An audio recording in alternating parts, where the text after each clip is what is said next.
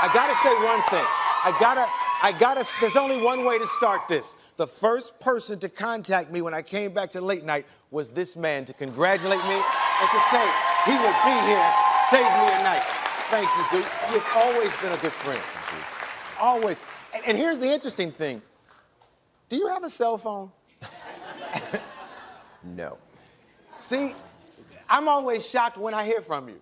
But how do you survive in this world without a cell phone? Everybody I know has one. Oh. You're in social media. You have an Instagram account, a Twitter account now? I'm trying to get Princegram. Oh.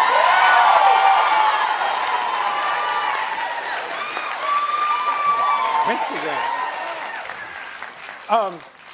You actually, I saw a selfie of you, or it was yours, I should say. Yeah, I did that. Yeah, that was your first? Yeah. Yes. That was it. How would you, yeah.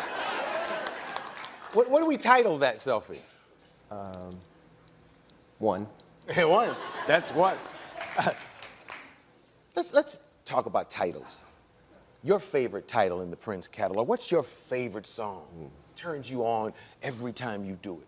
I usually answer by saying the next one, but there is a song that we've just written called The Breakdown. That's his favorite song. One of the things that we try to do, though, is wait until we have other songs that go together with our favorites. That's why it takes a long time to come out with albums. Yeah. These days. Yes. Because, you know, not being under contract, there's no rush to do anything. If you weren't, they like that. They like you having your freedom, I think. If you weren't Prince, what would you do for a living, you know? I mean, because I know there was a point where you maybe thought about something else. What would you do? Well, I can't see you at the bank, you know? Even though all the ladies would be in his line, you know?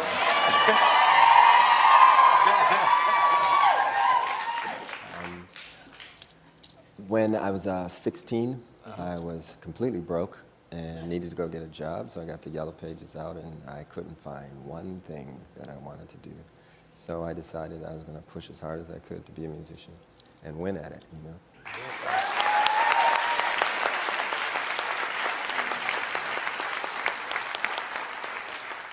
Do you watch any of the shows that bring new musicians to the American public? Not so much. Yeah, You're talking about, you know, the Voice and Idol, you know, the whole genre. Yeah, I was watching a show with Esperanza Spalding, who's a friend of mine. Bass player. And we were both sitting there quiet, we were watching. And we looked at each other, and then she says, "Are you rearranging the music right now in your head?" And then she said, "So am I." So it's really hard to watch other musicians because you tend to, you know, it's like a painting you want to make straight or whatever. You just hear it, music like you hear it. Doesn't mean that, you know, what they're doing isn't of merit. It's just, I just hear music different, that's all. Now, I've met, it seems like 100 musicians today here with you. What do you look for in musicians these days? I was thinking about your question a second ago. I think I'd want to teach in some capacity if I didn't play. That makes total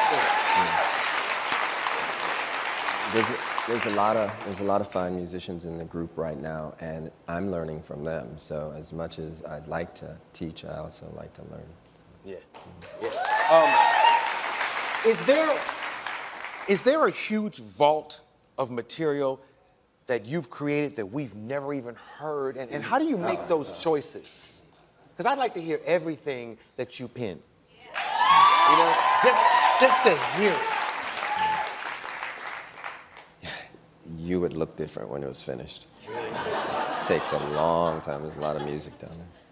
Like how many songs? I have no idea. Yeah. I don't go back in time and listen to it like that. I worked on it and brought it as far as I could right then. A lot of it I didn't even finish. You know, a lot of the bootlegs that are out right now, they are unfinished, unmixed, You know, sometimes they change lyrics. And again, you wait until, you know, you can find other things to go with it. We live in a singles-driven market, but, you know, I come from the old school of making albums, and that's what I'll always do.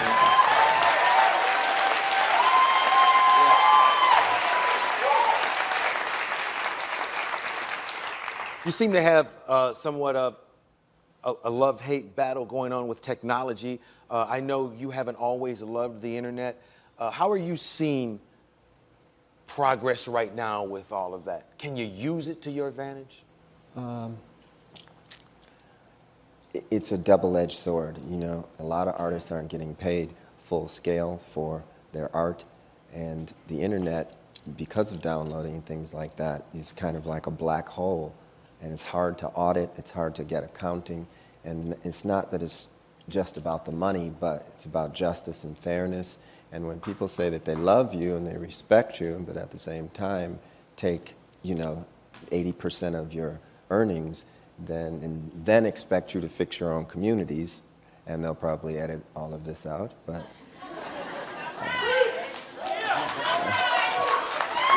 then it gets, that's the sharp part of the sword, and we're at the wrong end of it right now. So eventually, with courageous people going out there and actually saying something and standing up for it, I think we'll get some balance.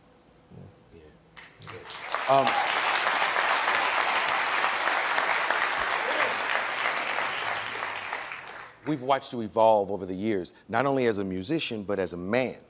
And I wonder sometimes when you look back at old material, like I've looked at so much in the last 24 hours to prepare for this, do you look back at old stuff, risque stuff, and want to separate yourself from it?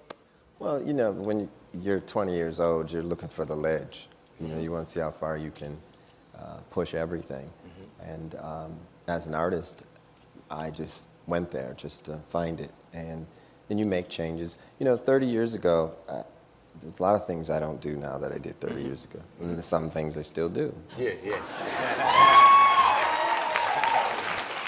Oh, now, when you said that, the first thing I flashed back on is, gosh, he's Prince. I know that, I get all that. But he's also like this normal brother you hang with. I remember a time, and if I have to take this out, you tell me I have to take this out. But I remember one time we went down the way south of Wilshire to an after-hours spot and hung out and partied.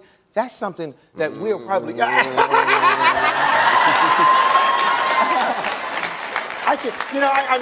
have a son now, and Congratulations.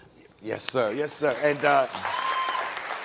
there were so many things that we did back then. Remember that house? We were sitting in a house, and Vaguely. Yeah. It was like they take you in and they chain the door, and it's a pit bull, and they give you a drink in a paper cup, and he wouldn't touch nothing. He just sat. Were we in somebody's kitchen or something? Yes. Yeah, it was crazy. And Prince was sitting in this house. He wouldn't drink nothing. He wouldn't touch nothing. And he was trying not to breathe. He had a cane. If he could have got oxygen out that cane, we could have stayed longer. But just normal good times as young brothers experiencing success.